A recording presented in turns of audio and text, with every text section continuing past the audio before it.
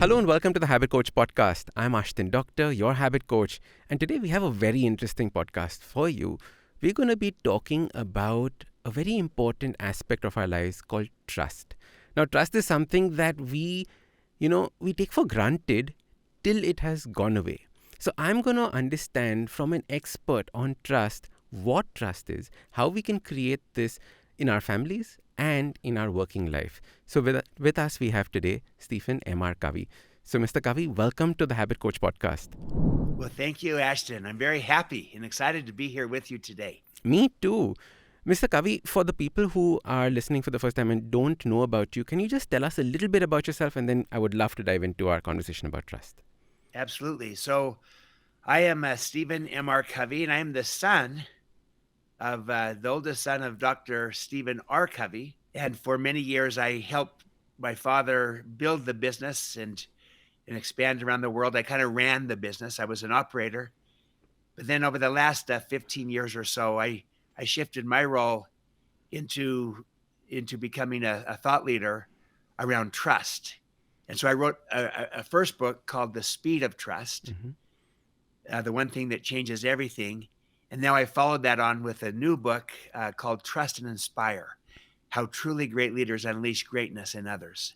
And so my focus really has been on trust, and why trust is really the most important dimension of life in relationships, on a team, in an organization, in any part of life, and then how we build trust.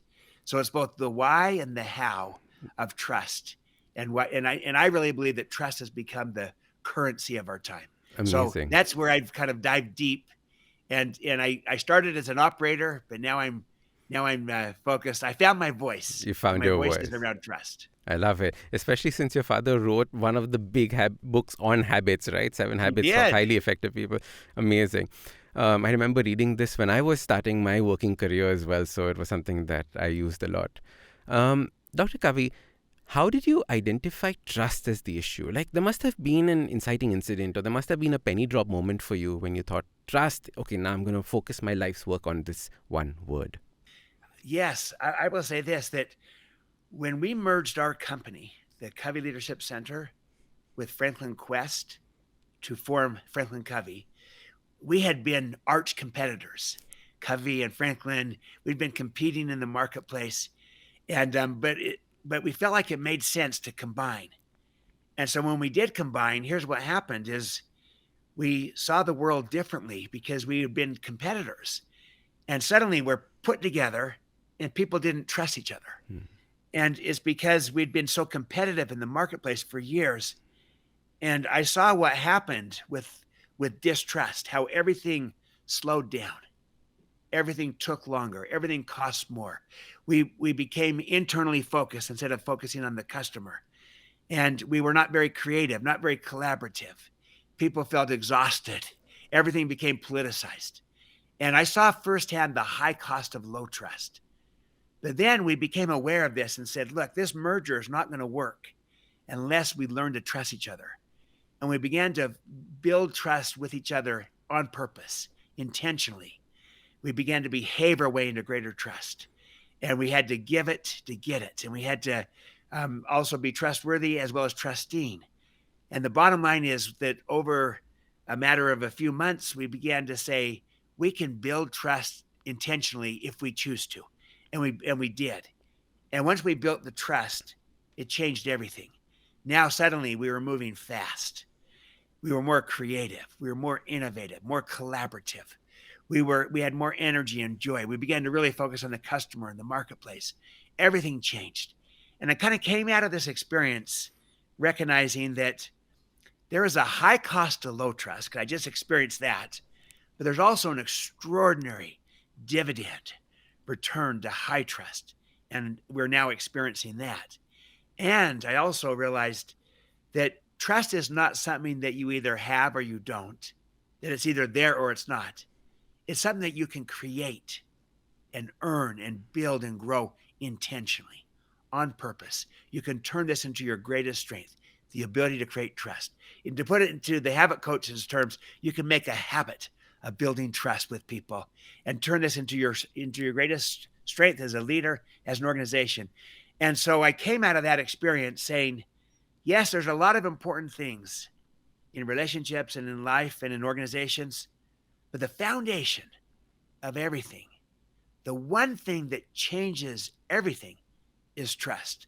So if we can get good at trust, it will make us better at everything else that we're trying to do. And this is learnable. It's not something that is either there or not. No, you can create it and build it, grow it, expand it, enhance it, and in some cases, even restore it. And it was from that experience that I realized I want to talk about this. I want to write about this because most of the stuff on trust was either too academic or too simplistic. There's a robust way to do this, to make a habit of it. To make a habit of it. And like you said, trust exists not just that you don't have trust or you have trust. Is there a spectrum of trust? Is it a spectrum that you're on that you move up and down? Absolutely. Absolutely. In fact, we measure trust and we can see that there might be some teams or some departments or some entire organizations where the trust might be low, or it might be medium, it might be high, or it might have started low and it's becoming medium, or it started medium and it's becoming high. And in some cases, maybe it was high and is going down because we've behaved our way out of it. So yes, it's not kind of all or nothing. There's degrees of it. There's a spectrum of it. But the point is that the higher the trust in relationships, teams, cultures, then the more of a performance multiplier you have for everything else that you're trying to do.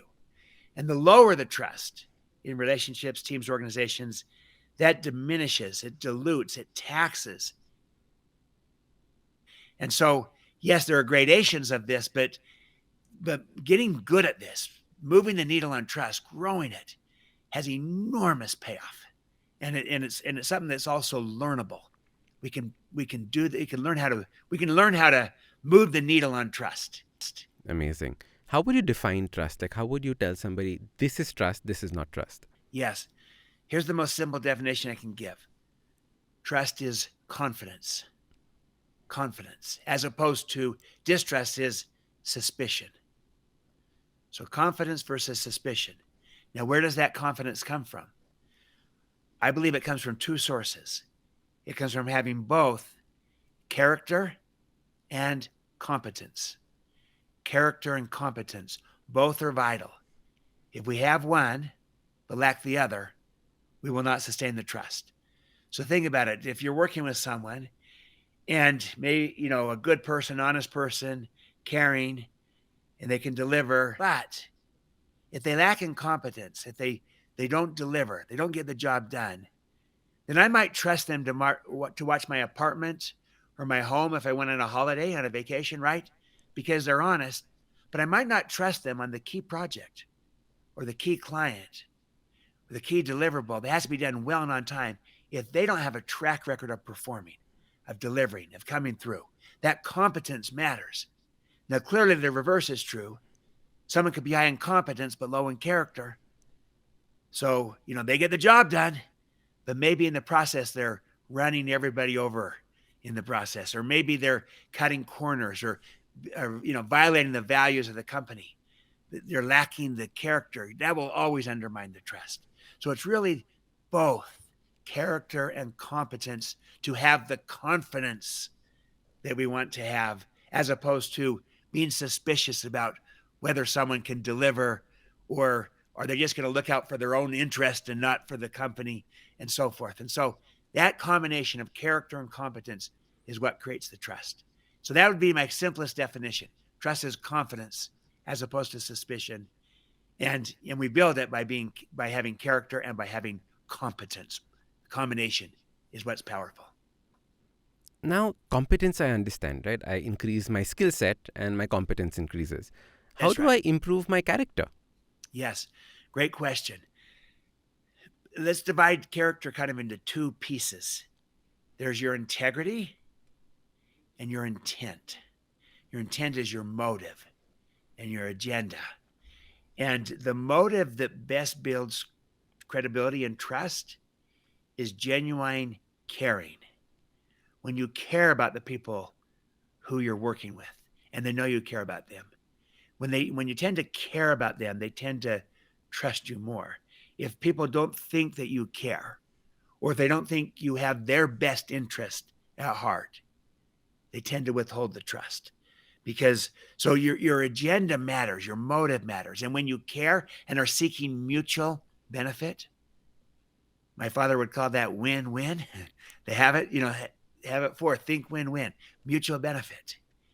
When they believe that and experience that you care about them and you're seeking their best interest, they tend to trust you. If they don't think you care and they think you're just entirely self-serving, they tend to withhold the trust. So intent is something that we can become aware of and learn to demonstrate our intent, to show people that we care. Now, if you don't care, then I would say you better focus on developing a sense of caring. Otherwise, people won't trust you. Caring is a better way to build the trust. And then seeking mutual benefit is a better way to build the trust. Those are things that we can become aware of and work on and get better at as a leader. So in a sense, intent is very kind of learnable, but you can't fake caring. It's not going to work very well because it will come through at some point that you don't really care. You're just pretending to care, and that will actually backfire, and you'll almost be worse off for having tried to fake it. And so you do have to kind of look, what is my agenda here? Do I genuinely care about their win? Yes, I want my own win, but I want their win too. Win-win. And then do I care about them as human beings, as people? And the higher the caring and the more mutual benefit you're seeking, the greater the trust. We can learn to get better at that. Integrity is a little bit harder than the other half, so integrity, because that's where sometimes people say, well, you either have integrity or you don't. And there's some element to that, but here's what I've learned, that we can increase our own personal integrity, that where we're authentic, where we're real. And, and integrity is honesty and it's truthfulness, but it's also doing the right thing. And that takes courage to do the right thing, especially when there's a cost or a consequence in doing so. But we can learn to have more courage to stand up for what we value. So one way of improving integrity, if in a sense, integrity means that we're true to our values. So one way to improve it is to become clear about our values, because that way we can be true to it when we know what it is that we value. And you can focus on becoming more clear of, what do I stand for? What matters to me? What are my values?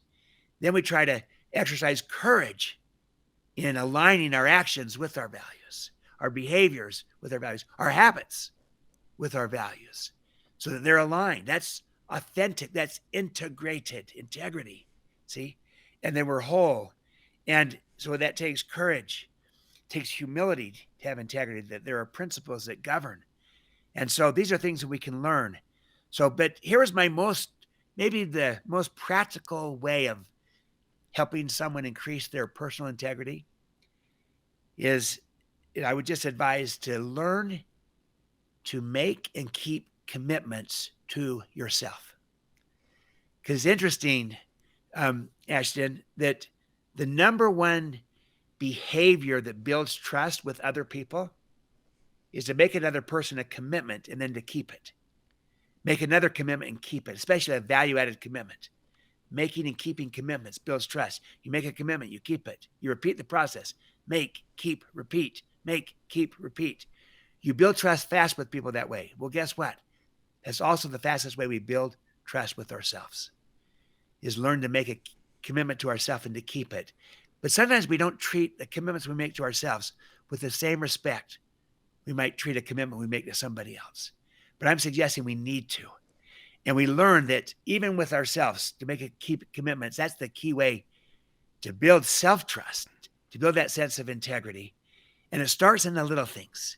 It could be as small as, I'm going to set my alarm an hour earlier tomorrow to go exercise. And when the alarm goes off, do I turn it off and hit the snooze and say, I'm going to go back to bed? Or do I get up to go exercise like I just committed the night before I would do? Just in those little things, we can begin to build a sense of integrity and clarity and that self-trust, if you will. So that's the idea, that even on the character side, that's also learnable. It's not as easy as on the competence where you learn a new skill. But in a sense, I'm saying that we can behave ourselves or develop habits that make us have higher character. This is amazing and I want to give you a high five right here because just a few weeks ago, I did a podcast on this where I was saying that the habits that you commit to create for yourself are nothing but a form of self-love, and this, which is your integrity, right? Because you've made a commitment to yourself, that is why you're forming this habit. And if you practice creating this habit, it's actually strengthening this commitment to yourself. And love is nothing but a commitment that you made to somebody else as well. So it is this format of integrity that comes from this commitment. And you're absolutely, I'm so happy that you're saying this. It validates my thinking process as well with regards to it. Beautiful. Yeah, we're on the same page. And see, I believe that the foundation of all trust with others is self-trust, trust with yourself. If you don't trust yourself, you'll have a hard time building trust with other people, because at some point you would project that distrust of self out onto others. Correct. But when you start with a sense of self-trust that comes from your integrity, that you're true to your values, you develop habits aligned with what you value. And so you're authentic and you're integrated.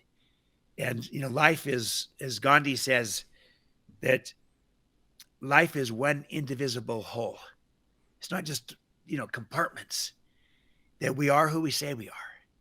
And here's one way of thinking about it.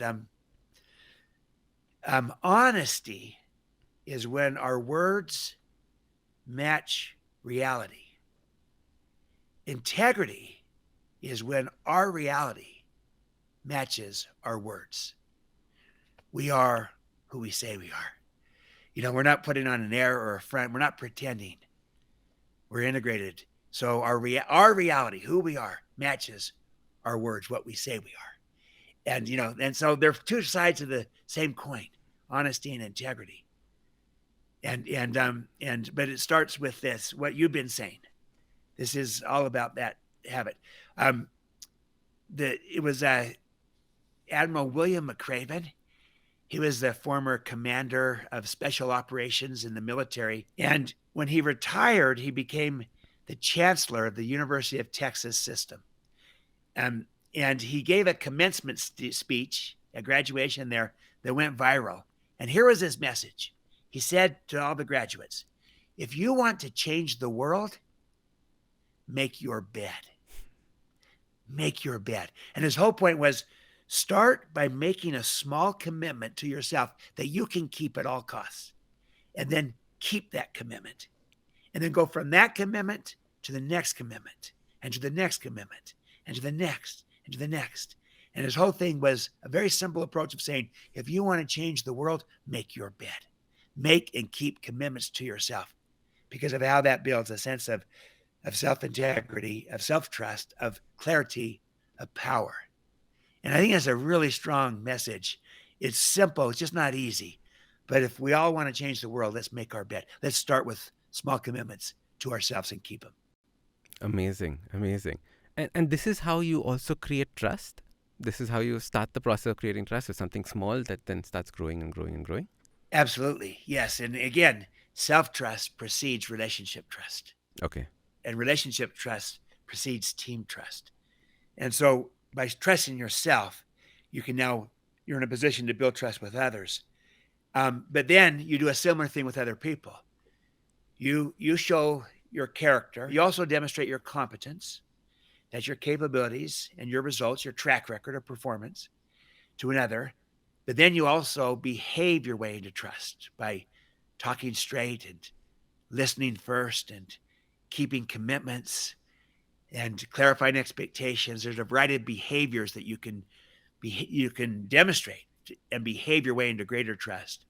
Just like you could behave your way out of trust, but if you make a commitment and break it, it'll cause people to lose trust in you. If you, instead of talking straight, if you're spinning or not telling the truth, or or telling people just what they want to hear, but not the truth. And if you don't respect people, if you're not open and transparent, you could lose trust. So, you can behave your way into it, you can behave your way out of it. So, but it starts with the self trust, but then it moves to the relationships, to the teams, to the organizations. It's inside out. Amazing. Now, is there a different format of trust that exists, for example, in family, in relationships? You go on a date for the first time, do you create trust there? Like, like instead of coming to the work aspect first, I want to understand this because I know a lot of our listeners are going through this right now. They're probably going out on dates, they're trying to get into a relationship, they're probably starting their families. How does one create that trust amongst them in that relationship? Yes. If again, I would say envision um, the ripple effect metaphor, where the drop of water comes down and it hits the pond, and then the ripples move out. And so the very first wave of trust is that self trust we've been talking about. But then the next wave is relationship trust, one on one, and all of this precedes building trust on a team or at work. It's always inside out, meaning it starts with each of us personally and then our relationships, one on one. And that could be relationships at work, one on one, or at home, or in our personal life, in our families, in dating. And you build that trust. And again, you go as a leader, as an individual, you go first. In other words, you model it. You model character. You model competence. And the whole idea is that you showed people that you will always do what you say you're going to do. And they can count upon that. They can count on that. They can rely upon that. When you say you're going to do something, you'll do it. And when you communicate, you're going to communicate honestly, as opposed to lying or spinning. And you're going to demonstrate respect for people. And it's in your daily behaviors. And in my first book, The Speed of Trust, I identify 13 very specific behaviors that how you can build trust in a relationship. And they're common sense things that we all know, but it's very easy to get kind of lost in what I call the counterfeit behavior, where we give some artificial version of it that kind of looks like the behavior, but is not. Like, one behavior that builds trust is to talk straight. I call it talk straight. You tell the truth, call things what they are. Now, the opposite of that is when people lie, and lying destroys trust. And so in a relationship, if you're dating and you're lying, you're not going to build trust. And they might not know you're lying right now, but they will learn over time that if you're lying, that you're not telling the truth, and they're going to say, I can't trust what he's saying or she's saying. They're going to quickly learn they can't trust you. So the opposite of the behavior will always destroy trust. But where we get tripped up so often is the counterfeit. And counterfeit behavior is kind of like counterfeit money. It looks real, but it's not.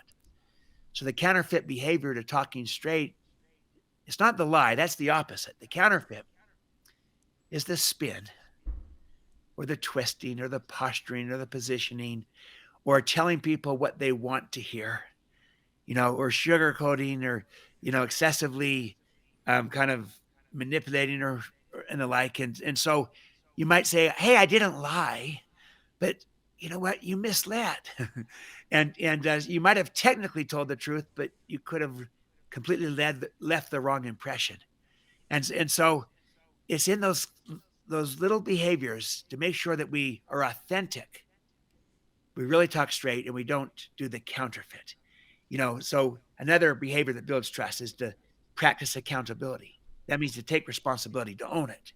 The opposite is you say, don't look at me, don't blame me, not my fault.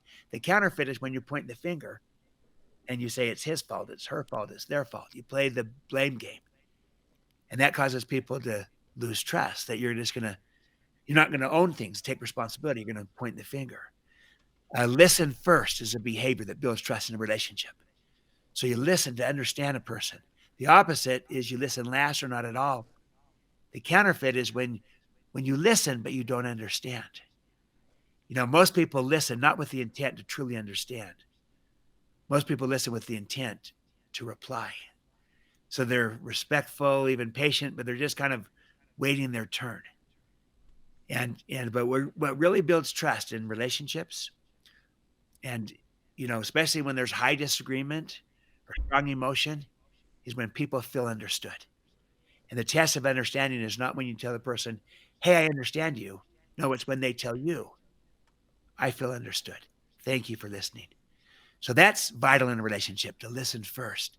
Anyways, there are 13 of these behaviors, very Amazing. specific, very practical, and straightforward, common sense, but not common practice. The common practice is more often the counterfeit behavior. So that's how you can build trust in a relationship. And that matters so much in all of life. And all of these are actually habits that you can create, right? You can actually work on each of these and say, for this month, I'm going to be focusing on this aspect. For next month, I'm going to be focusing on this aspect. Absolutely. Beautiful. In fact, I call them behaviors, but for our purposes for today, given that we're on the habit coach, we can call these habits. Practices. This is how we operate. And we're trying to, the reason I like habit is that it's not just a one-time thing. It's saying this is part of who we are, and we've demonstrated this consistently, that that this is who we are. And we want these behaviors not to be kind of manipulative things that we do to build trust, but rather an extension of our character and our competence just put into day-to-day action. That we listen to understand people. We clarify expectations so we're all on the same page. I'm just naming some of these behaviors. We show loyalty, which means that we speak about people as if they were present, versus kind of sweet talk. The counterfeit is sweet talk them to their face, badmouth them behind their But, back. right. But instead, no, we speak about people as if they were present. What that does is when we do that, let's say we're with a small group of friends and we start to badmouth one of our friends that's not with us, and I join in, I start to badmouth that person. I might feel like I'm bonding and connecting with the group I'm with, but the problem is it's lousy bonding because everyone there knows I'll probably be badmouthing them too when they're not with me and we have any type of falling out or disagreement. But what if instead I were to speak about people as if they were present? Maybe say something like, "Hey, these are all good points people you're bringing up, but I'll bet there's another side to this we don't fully understand. Why don't we go to him? Why don't we go to her and try to understand their perspective?" See, I didn't bury my head in the sand and act like there's no issue if there is an issue. But what I did do is I spoke about people as if they were present. And what that does, it tells everybody there that I will also be loyal to them when they're not with me. So if you want to retain the trust of those who are present, be loyal to the absent. And they'll know you'll do the same for them too. It's just, again, I just take one of the behaviors, show loyalty, and show you how turning that behavior into a habit, where this is how I operate. I speak about people as if they were present, helps me build trust with not only everyone that is absent, but even with those who are present, because they know I will do the same for them too. And I can go through each of the 13 and show you a similar thing.